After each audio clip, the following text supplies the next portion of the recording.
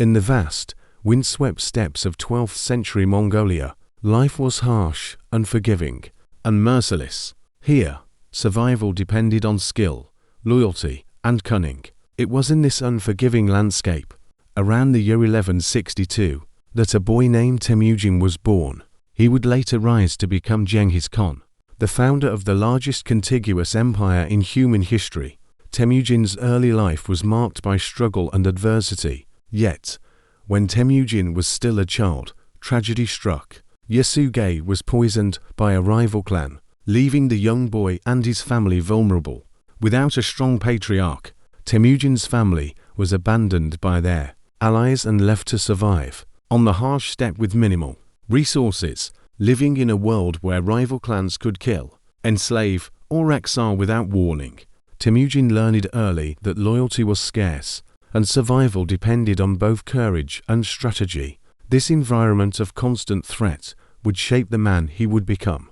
By the time he was a teenager, Temüjin faced further challenges. His family was forced to live in poverty, tending livestock and enduring the brutal Mongolian winters. Many historians note that these early experiences taught him resilience and self-reliance. He learned to ride horses with unmatched skill, track prey across the steppe, and use the land to his advantage, a skill that would later define his military genius. The tale is shared that even in captivity, Temüjin showed a rare combination of patience, cunning, and determination. He escaped, returning to his family, and slowly began forming alliances that would later serve as the foundation of his power. It is important to understand the Mongol tribal system to fully appreciate Temüjin's rise. Each led by a Khan or chief, alliances were fragile, often sealed with marriage, gifts, or promises of mutual protection, and rivalries could erupt into deadly raids at any time. In this volatile environment, not just lineage, a principle that would distinguish him from other leaders. By his early 20s, Temüjin had begun to consolidate power. Through a combination of alliances, strategic marriages, and selective elimination of rivals, he started unifying smaller Mongol clans under his leadership. One of his most significant early allies was Jamuka, a childhood friend and blood brother, known as a Naka. Initially, their bond symbolized trust and cooperation among clans. However, rivalries and differing visions of leadership led to conflict, culminating in the Battle of Dalen Baljit in 1187, where Temüjin suffered a temporary defeat. This early defeat, however, did not break him. Historians emphasize that Temüjin's capacity to learn from setbacks was extraordinary. Unlike many leaders of his time, who ruled through fear alone, he combined strategic diplomacy with calculated military action. He offered former enemies a chance to join him, integrating them into his growing force. By the 1190s, Temüjin had achieved several crucial victories and begun to lay the groundwork for the Mongol Empire. This strategy not only strengthened his army, but also fostered deep loyalty among his followers, many of whom came from clans he had previously defeated. Another critical turning point was Temüjin's adoption of laws and codes, later known as the Yasa, a set of rules regulating military conduct, justice, and tribal relations. Though the details of the Yasa are debated among historians, it is widely agreed that it provided structure and unity to a nomadic society often divided by clan rivalries. The Yasa allowed Temüjin to wield authority over vast groups while maintaining order and achievement few other steppe leaders had managed. What makes Temüjin's story remarkable is not just the empire he would eventually create, but the transformation from an abandoned, enslaved boy into a visionary leader. Every hardship, betrayal, and survival challenge on the Mongolian steppe became a lesson in leadership, strategy, and human psychology. By the end of this first phase of his life, Temüjin had become more than a tribal chief. He had become a magnet for loyalty, talent, and ambition, capable of uniting the fractious Mongol clans. The foundations were set for what would become a revolutionary, military and political force, destined to reshape the world. And yet, Even as he prepared to consolidate power, the Mongol steppe remained a land of uncertainty. Rival tribes still plotted, resources were scarce, and the harsh winters would test the limits of any army. The question remained, could Temüjin turn ambition into empire? The answer lay ahead. In the crucible of war, diplomacy, and unyielding determination, this was the beginning of a transformation that would take a single boy and mold him into Genghis Khan, the unifier of the Mongols, a figure whose influence would stretch from the Pacific to the Caspian Sea. But before the world would recognize his name, Temüjin had to survive the treacherous world of the Mongol tribes and emerge stronger than ever. By the late 1190s, the alliances he had carefully nurtured, the enemies he had defeated, yet the path to power was far from straightforward. The Mongol tribes were fiercely independent, often suspicious of any attempt at centralized authority. Temüjin understood that to survive and to unify the steppe, he needed not just strength, but strategy and vision. He began by consolidating smaller clans under his leadership, offering protection and justice in return for loyalty. Unlike other tribal leaders, warriors and advisors were promoted based on skill, courage, and loyalty rather than family lineage. This principle drew talented men to his side, many of whom had been rejected or oppressed by their own clans. In doing so, he created a new kind of Mongol hierarchy, one in which ability mattered more than blood, a revolutionary concept for the time. One of his early rivals was his former blood brother, Jamukha. Their shared past made their rivalry particularly bitter, as they both vied for the leadership of the Mongol Confederation, whose forces numbered fewer than 20,000. The ensuing battle at Dalen Baljit was decisive. Temüjin suffered defeat, and many of his followers were captured. Jamukha, in an act that would later be condemned by history, executed 70 of Temüjin's captured men, sparing the rest only to demonstrate his authority. This brutal act, however, had the opposite effect. The Mongol tribes began to see Jamukha as cruel and untrustworthy, while Temüjin's reputation for justice and measured leadership grew stronger. Temüjin never allowed defeat to break him. Over the following years, he cultivated relationships with key clans, often marrying strategically to solidify bonds. These marriages were not mere social arrangements. They were calculated moves in a complex network of Mongol politics, where trust and obligation were the currency of power. By offering protection, fair treatment, and opportunity to former enemies, this time his strategy was different. Instead of relying solely on brute force, he employed a combination of diplomacy, intelligence, and tactical skill. Many of Jamukha's own allies switched sides, attracted by Temüjin's promise of fair treatment and respect. The final confrontation resulted in Temüjin's decisive victory, forcing Jamukha to flee.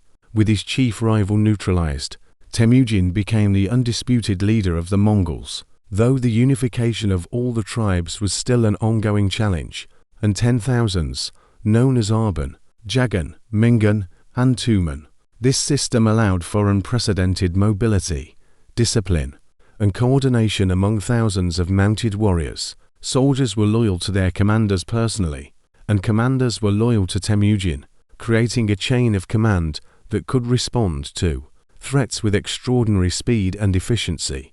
This military innovation would later make the Mongol army one of the most feared forces in history. At the same time, Temüjin continued to enforce his code of conduct, known as the Yasa. While the exact contents remain uncertain, rules for civilian administration and regulations on theft, murder, and loyalty. By applying a consistent legal framework across his growing coalition, Temüjin fostered stability and order among groups that had previously been in constant conflict. This combination of law and merit-based leadership drew more clans into his sphere of influence, further strengthening his position. He recognized that rival powers, such as the Western Xia dynasty in northern China, were wealthy and organized, yet vulnerable to a mobile, disciplined force. In 1205, he launched a campaign against a rebellious clan allied with Western Xia. testing his army in more formalized sieges and skirmishes. These early campaigns revealed his growing mastery of both conventional and unconventional warfare. He combined psychological tactics, speed. Throughout these campaigns, Temüjin demonstrated a remarkable ability to integrate conquered peoples into his forces.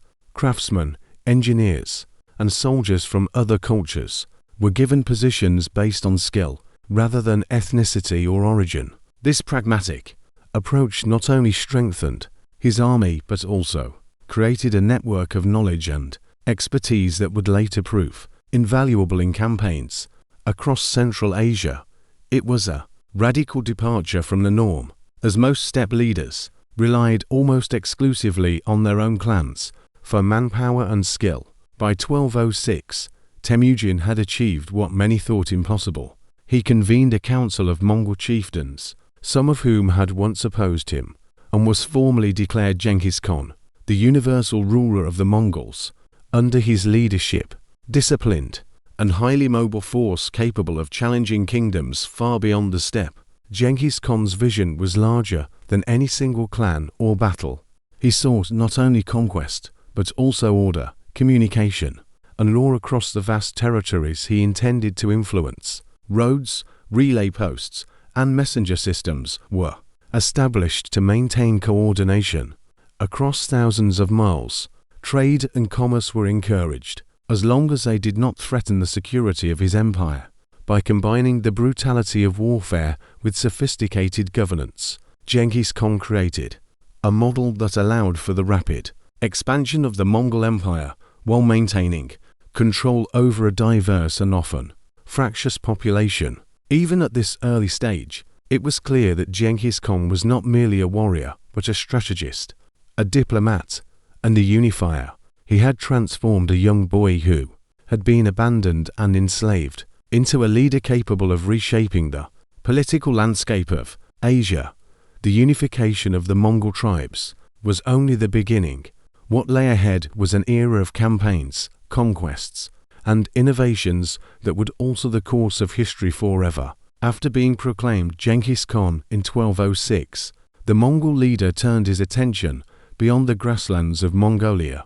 Unification had given him something no steppe ruler before him possessed. Yet the Mongol steppe could not sustain such a force indefinitely. To maintain unity and reward loyalty, expansion was not merely ambition, it was necessity. The first major external target was the Western Xia dynasty, located in what is now northwestern China. Tribal affairs. In 1207, Genghis Khan launched his first large-scale campaign beyond Mongolia. Rather than attempting immediate annihilation, he used pressure tactics, raids, sieges, something steppe warriors had rarely faced. The campaign revealed weaknesses. Instead of retreating, Genghis Khan adapted. This decision would permanently change Mongol warfare. By 1209, Western Xia submitted, agreeing to pay tribute and provide military support. His next and far more consequential conflict was with the Jin dynasty, which ruled northern China. The Jin were powerful, wealthy, and numerically superior, including earlier hostility toward Temüjin's family. In 1211, Genghis Khan invaded Jin territory with an army estimated between 75,000 and 100,000 men. Rather than confronting Jin forces head-on, he divided his army into multiple columns, moving rapidly through mountain passes previously thought impassable. This strategy shattered Jin defensive planning. Mongol forces avoided prolonged sieges, where possible, devastating supply lines, destroying field armies, and forcing cities into isolation. By 1215, the Jin capital Zhongdu, modern-day Beijing, fell after a brutal siege. The fall of Zhongdu shocked East Asia. Cities burned. Yet even in conquest, Genghis Khan was pragmatic. Administrators were retained, taxation systems preserved, and trade routes reopened. His objective was not chaos, but control. While these campaigns were unfolding in the east, in Central Asia stood the Khwarezmian Empire, ruled by Shah Muhammad II. It stretched from present-day Iran through Uzbekistan and controlled some of the richest Silk Road cities in the world. Initially, Genghis Khan sought peaceful trade relations, In 1218, he sent a caravan of merchants to the city of Otrar. The governor accused them of espionage, had them executed, and seized their goods. Shah Muhammad had the envoys killed. This act sealed the fate of the Khwarezmian Empire. In 1219, Genghis Khan launched one of the most ambitious military campaigns in history.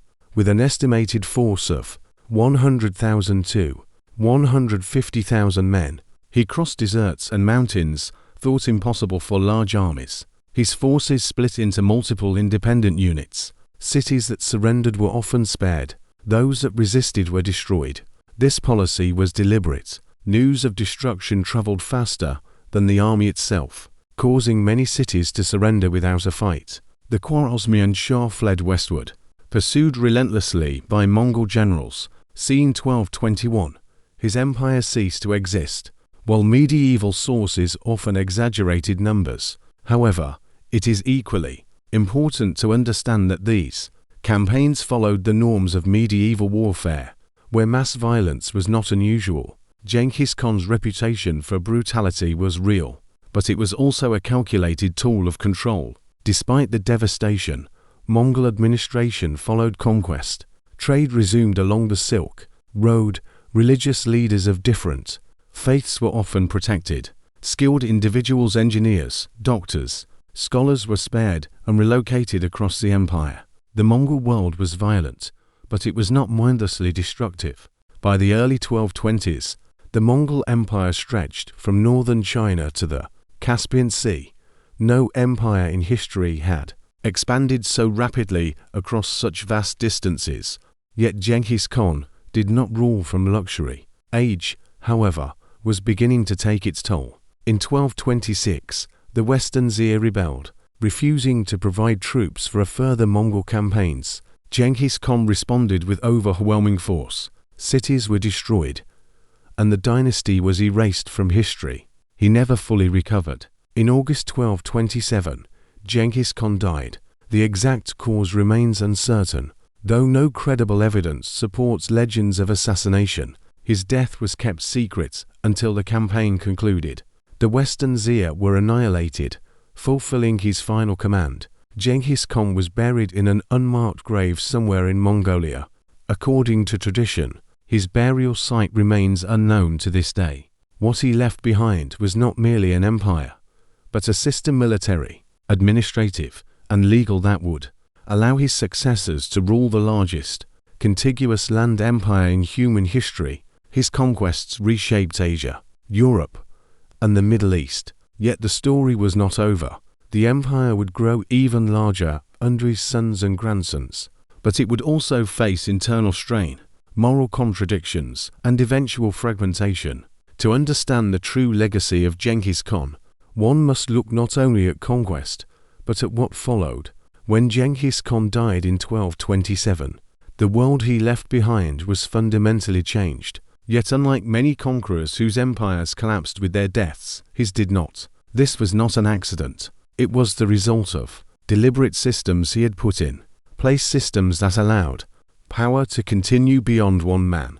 Before his death, Genghis Khan had already designated succession. His third son, Gedai, was chosen as Great Khan, not because of seniority, but because of temperament and ability. This decision reflected one of Genghis Khan's most enduring principles. Leadership was based on competence, not birth order alone. Under Gedai and later successors, the Mongol Empire expanded even further into Eastern Europe, the Middle East, and deep into China. He had created not just an army. Contrary to the image of constant destruction, Mongol rule emphasized stability. Once conquest ended, trade routes were secured, particularly the Silk Road, allowing goods, ideas, and technologies to move safely across thousands of kilometers. Merchants traveled under Mongol protection. Diplomatic envoys crossed borders that had once been sealed by fear. For the first time in centuries, Eurasia was connected by a single political order. Religion, too, was treated with unusual tolerance for the era. Genghis Khan did not impose a state faith. Buddhists, Muslims, Christians, and followers of traditional beliefs were allowed to worship freely, as long as they did not challenge Mongol authority. Religious leaders were often exempt from taxation. This policy was not rooted in idealism, but pragmatism. Beliefs did not threaten order, rebellion did. The legal framework attributed to Genghis Khan, known collectively as the Yasa, reinforced discipline across the empire.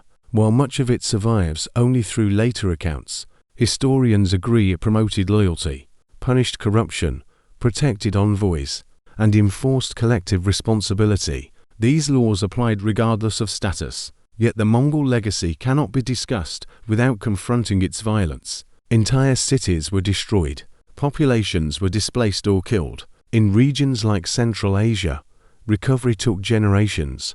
Medieval chroniclers often exaggerated numbers. These actions were not random. Genghis Khan ruled through a balance of fear and reward. Submission brought protection. Resistance brought annihilation. This logic, brutal by modern standards, was not unique to the Mongols, but the scale at which they applied it was unprecedented.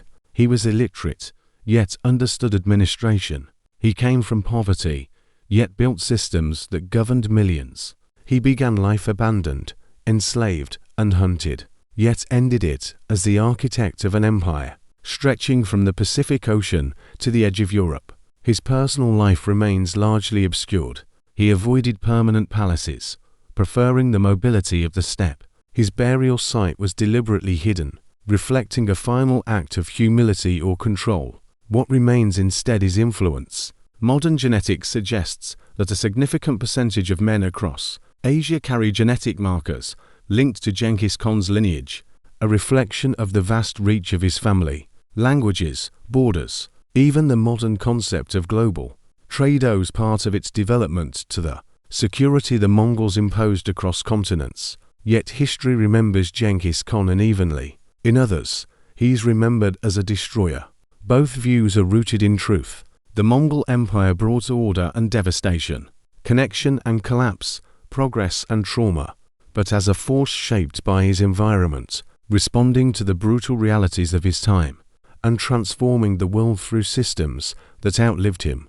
He did not set out to change history. He set out to survive, and in doing so, he reshaped the fate of continents. The story of Genghis Khan is not just a story of conquest. It is the story of how power is built from chaos, how unity emerges from fragmentation, and how one life, forged in hardship, can alter the course of the world. That is the real, untold legacy of the Mongol Empire.